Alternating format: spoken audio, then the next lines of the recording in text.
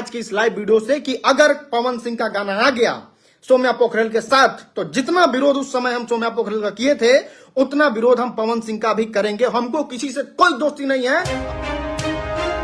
तो नमस्कार प्रणाम दोस्तों, आप लोगों को फिर से एक बार और भोजपुरिया भाई यूट्यूब चैनल में स्वागत है। दोस्तों, राजन सिंह मुकुट पवन सिंह और सौम्या पोखरेल को दिए हैं धमकी, और धमकी क्यों दे रहे हैं और आखिर क्या कारण हो सकता है, आप लोग वीडियो को लास्ट तक देखते रहिए। मैं पूरी जानकारी के साथ आप लोगों को बताऊंगा। उससे पहले मेरा नाम सूरज पासवान है, आप लोग देख रहे हैं राउत भोजपुरिया भाई। दोस्तों, आप हमारे चैनल पर नए हैं तो चैनल को प्लीज सब्सक्राइब कर लीजिए, क्योंकि ऐसे ही अपडेट वीडियो आप सभी के लिए लाते रहते हैं। चलिए दोस्तों, आपको बताते हैं कि आखिर राजन सिंह मुकुट पवन सिंह और सौम्या पोखरेल के गाने को क्यों विरोध कर रहे हैं। दोस्तों, राजन सिंह मुकुट का कहना है कि अगर ये खेसारी लाल यादव जी जैसे एक्टर को धोखा दे सकती है तो ये पवन सिंह को भी दे सकती है, और ऐसे इंसान को भोजपुरी इंडस्ट्री में काम नहीं मिलना चाहिए।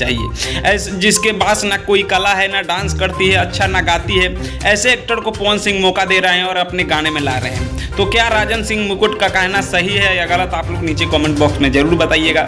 बाकी मैं सूरज पासवान, मिलते हैं आप सभी से जल्दी नेक्स्ट वीडियो में। तब तक के लिए जय हिंद, जय भोजपुरी।